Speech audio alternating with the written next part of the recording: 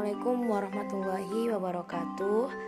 Perkenalkan, nama saya Sri Sutriani dengan NIM 204200017 kelas 5A PGMI dengan dosen pengampu Nasyariah Siregar MPD, mata kuliah pembelajaran IPA.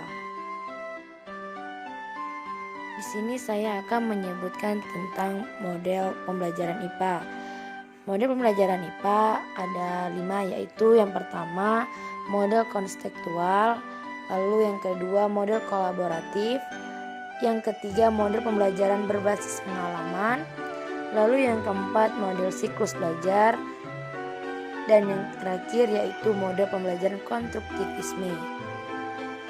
Selanjutnya yakni metode pembelajaran IPA. Yang pertama metode diskusi, yang kedua metode tanya jawab, yang ketiga metode kerja kelompok, yang keempat metode demonstrasi, dan yang kelima ada metode ceramah.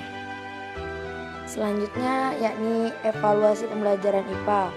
Yang pertama ada evaluasi observasi, yang kedua ya ada evaluasi portofolio, yang ketiga ada evaluasi angket, lalu yang keempat ada evaluasi kinerja.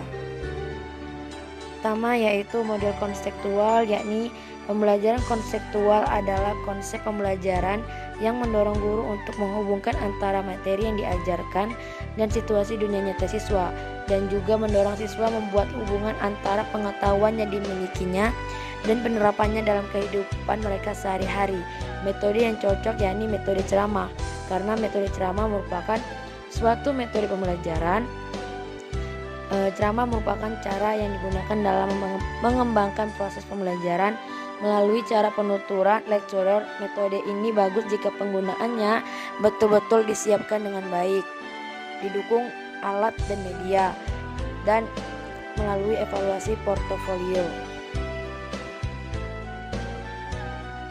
Kedua yaitu model kolaboratif, yaitu adanya kerjasama 2 orang atau lebih, memecahkan masalah bersama, serta mencapai tujuan tertentu. Bentuk-bentuk belajar kolaboratif.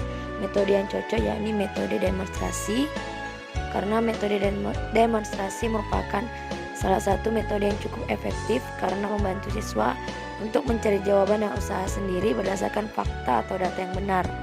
Lalu evaluasinya yaitu melalui observasi. Ketiga yaitu model pembelajaran berbasis pengalaman, adalah suatu model proses belajar mengajar yang mengaktifkan pembelajaran untuk membangun pengetahuan dan keterampilan melalui pengalamannya secara langsung.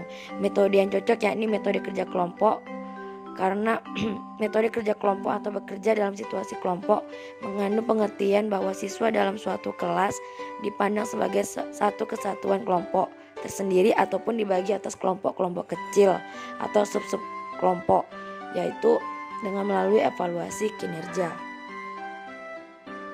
Keempat yaitu model siklus belajar. Siklus belajar learning cycle merupakan model pembelajaran yang berorientasi pada teori Piaget dan teori pembelajaran kognitif serta aplikasi model pembelajaran konstruktivis. Metode yang cocok yakni metode diskusi, karena diskusi adalah metode pembelajaran yang menghadapkan siswa pada suatu permasalahan. Tujuan utama metode ini adalah untuk memecahkan suatu permasalahan, menjawab pertanyaan, menambah dan memahami pengetahuan siswa, serta untuk membuat suatu keputusan. Pada model ini melalui evaluasi observasi.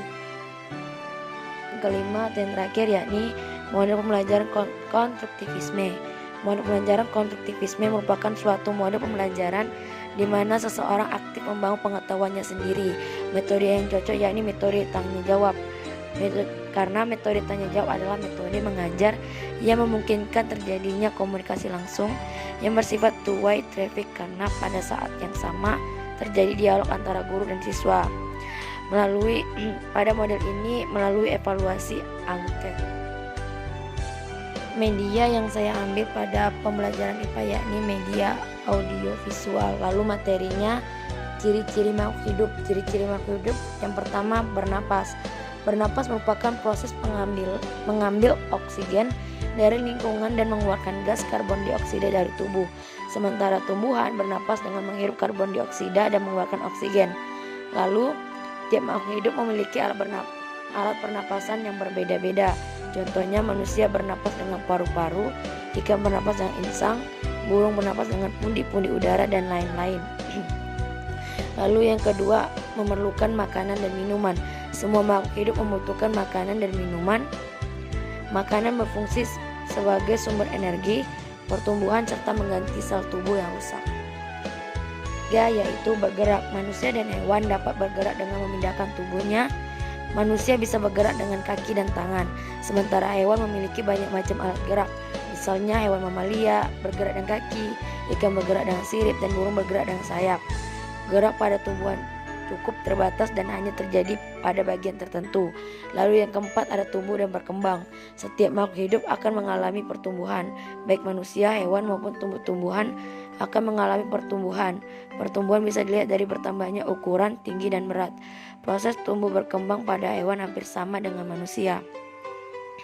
Sementara pada tumbuhan, proses tumbuh dimulai berawal dari bibit yang ditanam hingga akhirnya tumbuh berkembang menjadi pohon atau tumbuhan tertentu yang lebih besar. Kelima, berkembang biak. Berkembang biak atau melakukan reproduksi juga merupakan ciri-ciri makhluk hidup. Dengan kemampuan tersebut, makhluk hidup bisa mendapatkan keturunan. Tujuan berkembang biak adalah untuk melestarikan keturunan agar jenisnya tidak punah. Lalu yang keenam, peka terhadap rangsangan. Makhluk hidup memiliki kemampuan untuk menanggapi rangsang yang diterima. Seperti manusia akan refleks menutup mata saat terkena sorot lampu atau cahaya yang mengenai wajah. Lalu yang terakhir yaitu 7, menyesuaikan diri terhadap lingkungan atau adaptasi. Kemampuan menyesuaikan diri atau adaptasi dimiliki oleh semua makhluk hidup. Kemampuan ini bertujuan untuk menyesuaikan diri dengan lingkungan agar mampu bertahan hidup di habitatnya.